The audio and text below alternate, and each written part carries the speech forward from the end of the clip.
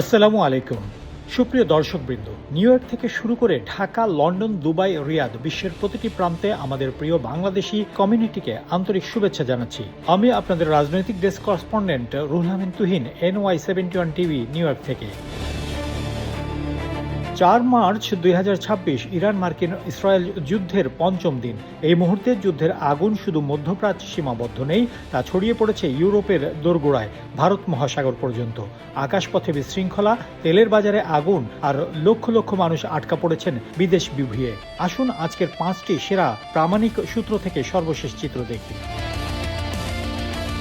আজকের সর্বশেষ যুদ্ধচিত্র।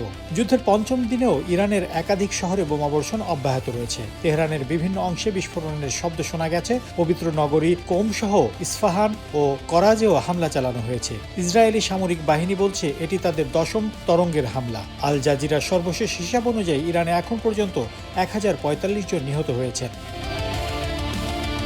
আজকের সবচেয়ে গুরুত্বপূর্ণ ঘটনাগুলোর মধ্যে রয়েছে ইরানি নৌবাহিনীর যুদ্ধজাহাজ IRIS ডেনা শ্রীলঙ্কার গলে বিমানবন্দর থেকে প্রায় 40 নটিক্যাল মাইল দক্ষিণে ভারত মহাসাগরে ডুবিয়ে দেওয়া হয়েছে। শ্রীলঙ্কার প্রতিরক্ষা মন্ত্রণালয় জানিয়েছে 32 জন নাবিককে উদ্ধার করে গলের কারাপাটিয়া শিক্ষণ হাসপাতালে ভর্তি করা হয়েছে। তবে এখনও 100 জনের বেশি নিখোঁজ এবং কমপক্ষে 78 জন আহত। এই ঘটনা যুদ্ধকে সরাসরি ভারত মহাসাগরে টেনে নিয়ে গেছে।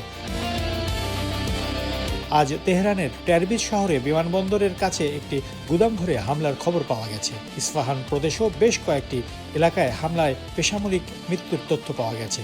ইসরায়েলের বিমান বাহিনী গত একদিনে ইরানে 31টি প্রদেশের মধ্যে 24টিতে 1200-রও বেশি গোলাবর্ষণ করেছে। ইরানের IRGC জানিয়েছে তারা 9টি দেশে 27টি মার্কিন ঘাঁটিতে এবং ইসরায়েলের সামরিক স্থাপনায় পাল্টা হামলা চালিয়েছে।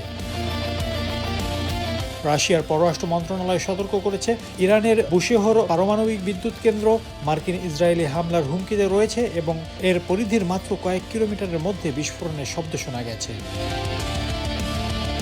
এবার জেনে নেই কোন কোন দেশ এখন যুদ্ধে জড়িত।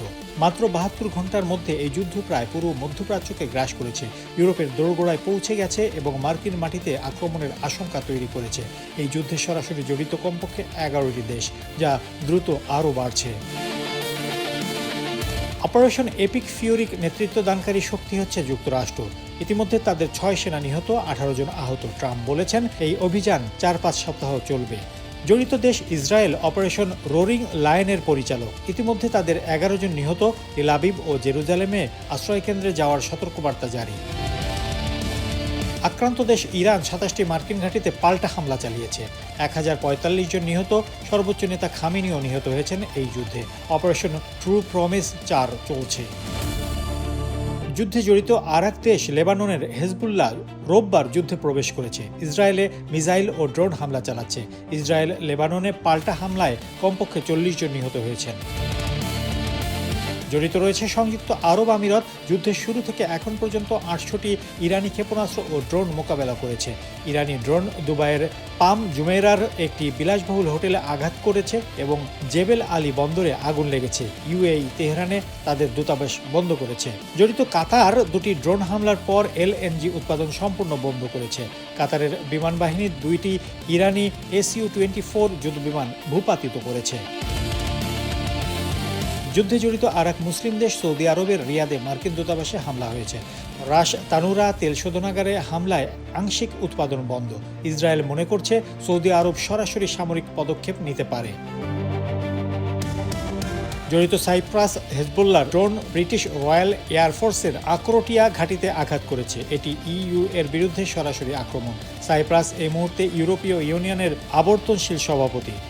সাইপ্রাসে ঘাঁটিতে হামলার পর ব্রিটিশ প্রধানমন্ত্রী কিয়ার স্টারমার যুক্তরাষ্ট্রকে ব্রিটিশ বিমান ঘাঁটি ব্যবহারের অনুমতি দিয়েছেন এবং একটি রয়্যাল নেভি ডেস্ট্রয়ার মোতায়েন করেছেন। জড়িত জর্দান ইরান মিসাইল ও ড্রোন দিয়ে জর্দানের মার্কিন সামরিক ঘাঁটিতে আঘাত করেছে। একটি জার্মান সেনা ছাউনি হামলার শিকার হয়েছে। এই যুদ্ধের সাথে জড়িত ইরাক, মার্কিন ও ইসরায়েলি বাহিনী ইরাকের জুরুফ আল সাখার ঘাঁটিতে হামলা চালিয়েছে। ইরান সমর্থিত শিয়া মিলিশিয়ারা বাগদাদে মার্কিন দূতাবাস কমপ্লেক্সে ঘেরাও করার চেষ্টা করেছে। আর জার্মানি সেনা ছাউনিতে হামলার পর বার্লিন সক্রিয় সামরিক অংশগ্রহণেও সম্ভাবনা বিবেচনা করেছে। রাশিয়া ও চীন উভয় দেশই হামলার তীব্র নিন্দা জানিয়েছেন। রাশিয়ার প্রেসিডেন্ট পুতিন ইরানের নেতৃত্বের সাথে ফোনে কথা বলেছেন।